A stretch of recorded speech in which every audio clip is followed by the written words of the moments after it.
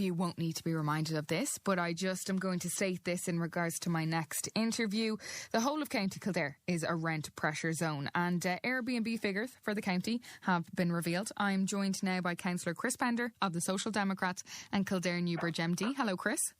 Hi, Ciara, how are you? I am very well, thank you. First off, you put this motion forward February 2020, is that right? In terms of the amount of houses and apartments in this county that are on Airbnb.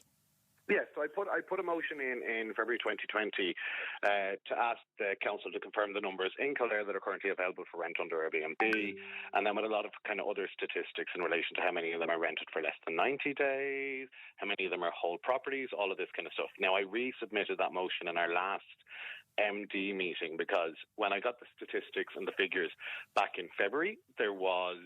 The council essentially had zero information.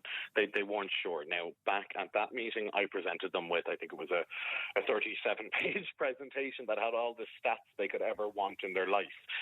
But when I resubmitted this motion, now, first of all, it's good to see that there has been progress on it, because back then there were zero properties that were being investigated.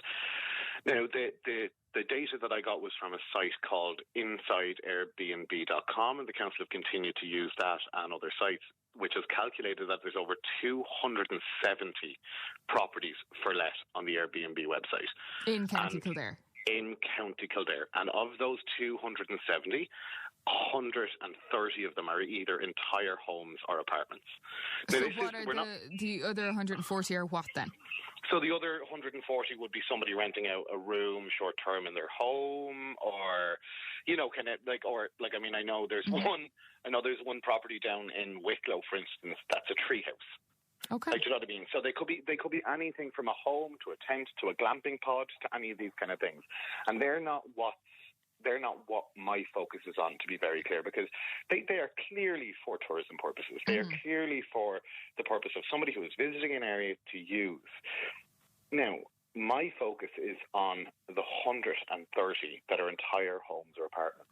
So the first question I want to ask you, do you have the locations, like in terms of, you know, the towns that they're in or the areas that they're in? I don't have a breakdown of those figures, but I do have the locations. Now, predominantly, you'll find them in Newbridge, you'll find them in Maynooth, you'll find them in Naas. There's a number of them in Athy, and then there's kind of smaller pockets of them in areas like Kilcullen or Ballymore Eustace, or kind of, you know, the other kind of far-flung places. You'll even find some along the border with Edenderry, like in and around near where Edenderry is, because people will be using those for tourism purposes to cross into other counties. Now, Ciara, the reality is I get it. People need to make money. People need to support whatever they're doing. But the reality, like, we're in the middle of a homelessness and housing crisis.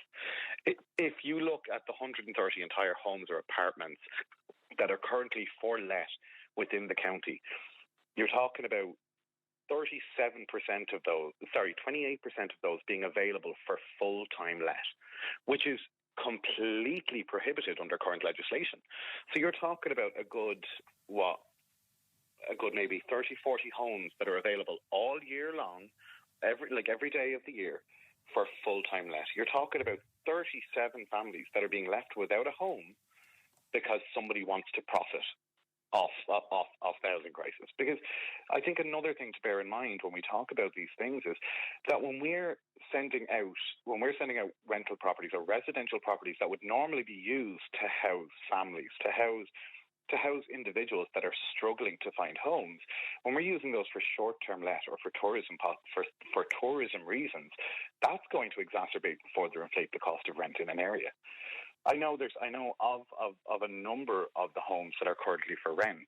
I'd say the vast majority of those are in areas where people want to continue to live, where their kids are going to schools. Like only recently I was contacted by two families who were evicted from their homes last year. Now, it was a legal eviction, so they had no issue with that, and they were lucky enough that they found somewhere else to live.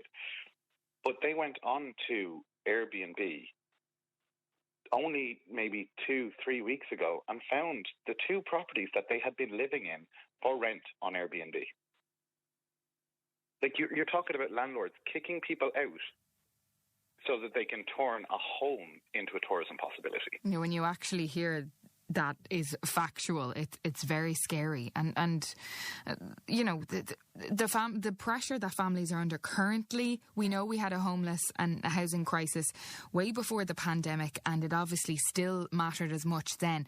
But now, currently, with this cost of living crisis, lots of people who never expected to be in the position of potentially losing their homes or not being able to pay their mortgage or their rent or whatever it may be are now at risk of homelessness. Yeah, absolutely. And it's like, so if we move away from Airbnb for a second and we look on somewhere like daft.ie, like if you look at daft.ie and you look at the rental properties that are currently available on daft.ie, there is only 29 properties. Now, we can move away. In the whole county, that is? In the whole county, okay. There are 29 properties. And you are talking about 3 times that on Airbnb alone that are full homes or apartments. Again, like I said, I'm not talking about somebody having an Airbnb, like having a bedroom in their house rented out on Airbnb, although that is an issue in and of itself, because you have people who are just single people who are quite happy to rent out a room. But like, we're talking about full families. Like, we're talking about nearly, like, it's infuriating, because you're talking about 25, 26 families that are being left without a home because somebody wants to profit from it. Now, I've looked at these stats. Chris, I want you to give me a bit more detail in terms of the houses being rented for over 90 days.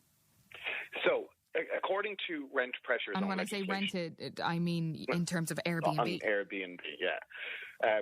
So, according to legislation that was introduced in relation to the Residential Tenancies Act and the rent pressure zone status, any home rented within a county that's in a rent pressure zone, and like you said on the introduction there, we are in a rent pressure zone. Year-long short-term lets, it's really difficult to get that word out. Year-long short-term lets are actually completely prohibited within a rent pressure zone. So there is legislation there to prevent this kind of thing from happening, but the reality is that legislation is not being enforced. We're faced with a system where there's the capability for enforcement, but there's not necessarily the capacity for enforcement. Like, you're talking about regulating individual properties instead of regulating the platforms those properties are going on to.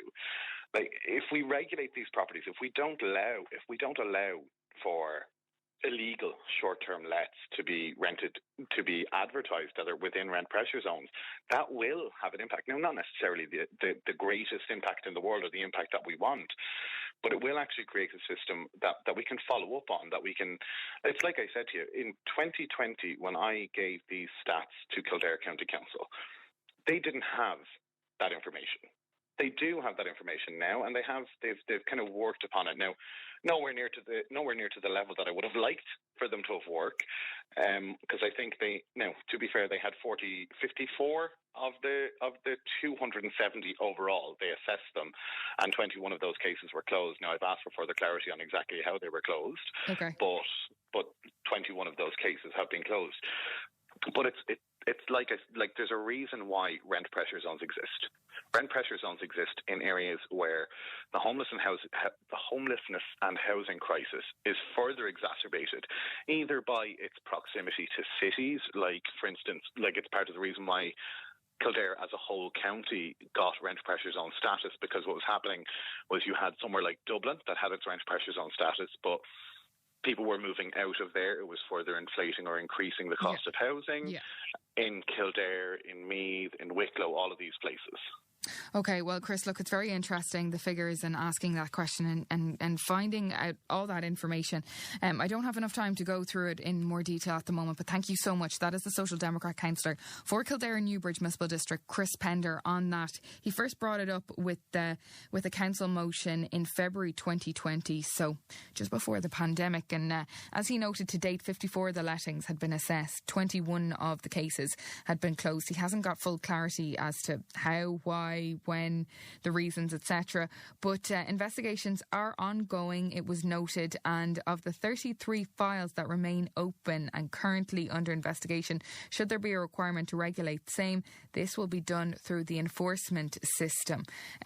So we have a little bit more detail in terms of, there was one conviction nationally for €1,000. The fine seems to indicate there isn't much investigation. That is what Councillor Peter Hamilton of the Green Party said, in some solidarity with Chris Pender's motion there. It's very, very interesting, and I'm sure we'll hear more from Chris and AirBnB Figures in this county.